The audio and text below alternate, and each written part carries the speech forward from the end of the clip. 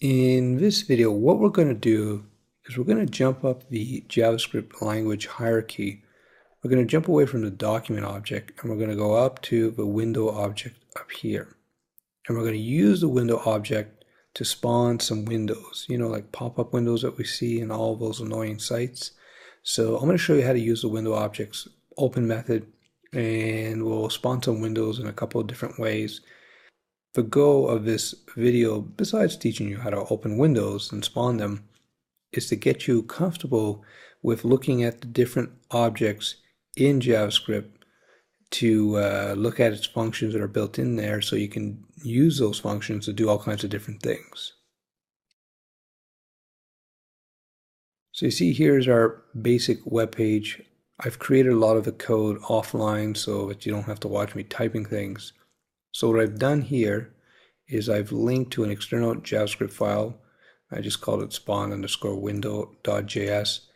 And on a paragraph, I've added an on-click event handler where I call a function called spawn_window. So let's pop open the spawn_window.js file. We see it over here actually. Bring this into view. And in there is our code. So this is a very, very basic function. This function has several arguments. This is the simplest argument pair that we have here.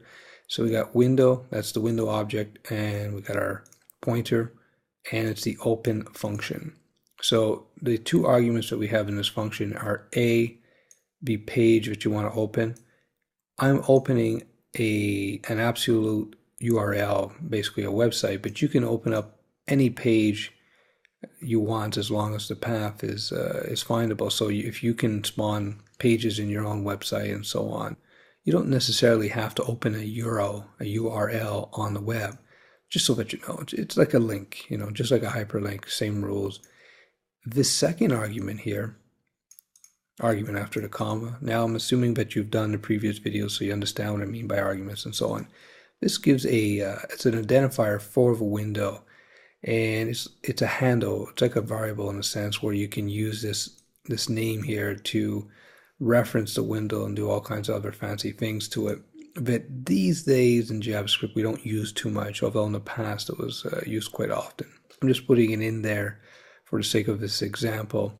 And there are other optional arguments that you can use in the open function built into the Windows object. So let's just try this out and we'll take it from there. So first thing, I'm going to try it out in Internet Explorer, and you'll see why in a second. So let me just reload the page.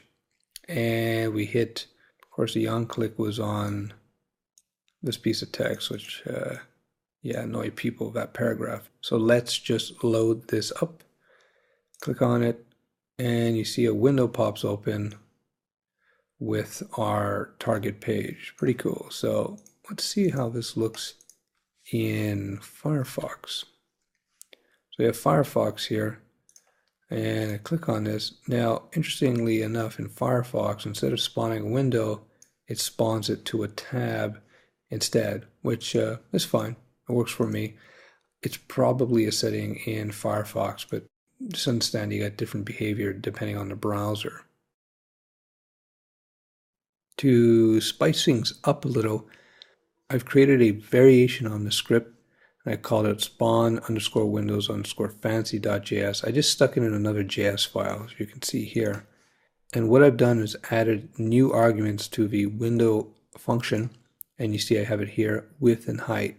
So I'm able to set the width and height of the window that we're spawning. So let's take a look at that here. So Internet Explorer, I hit annoy people, and pop-up blocked by Google Toolbar. So let's allow blocked stuff. So let's try again. There we go.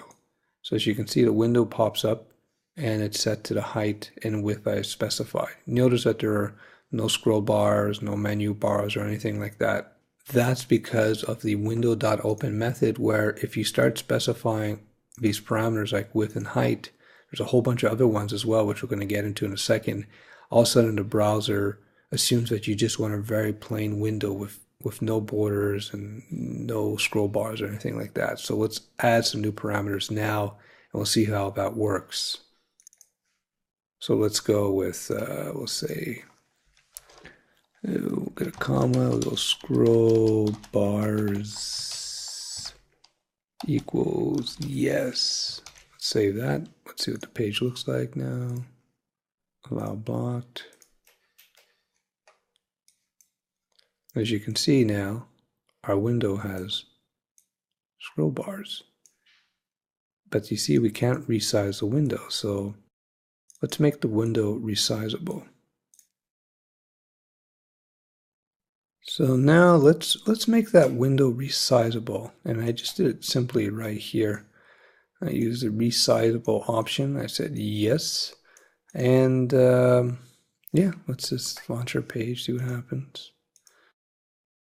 Pop-up block was there we go. So as you can see, we got the scroll bars and a little arrow appears, and we can actually resize our window. Pretty cool. So I imagine you're starting to get an idea about how this all works and what it's all about. I just put the word wrap back on so we can see everything. So as you notice, we have our three main arguments so far. We have the actual page we want to open up, the reference name we want to give to the window, and you see this third bunch of arguments. This is actually sort of like one argument options. You notice there's one quote here, as opposed to quoting each of these. This is kind of like one big argument. We'll call it options. And you got all these sub options here. We got the width, height, scroll bars.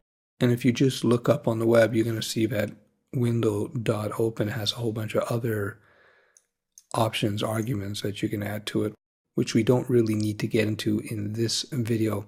Key again to take away is, well, now you know how to spawn windows. And well, one last thing, you know what I want to do is I want to really show you how you can annoy people. This is how you get the pop-ups. On load, and then we're going to go spawn window. There we go.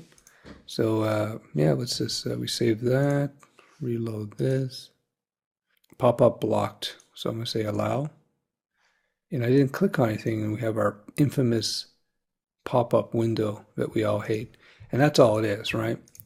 On the onload, we call the spawn window function. One last thing I should have pointed out in the previous video, you could link to separate JavaScript files, right, like this. So we are essentially here linking to two external JavaScript files that we've seen before, right? Spawn window JS and spawn window fancy JS. And the problem I was going to suggest is that in both JS files, we have the same function name. Now, in some languages, that might create a conflict, right? Because JavaScript might not know which spawn window to use. But in JavaScript, what will happen is that this spawn window function, well, whatever's in here, is going to overwrite this one. So we should get the simple spawn window on the when the function is called. So let me just remove this onload because that would just annoy me to no end. I'm going to reload this.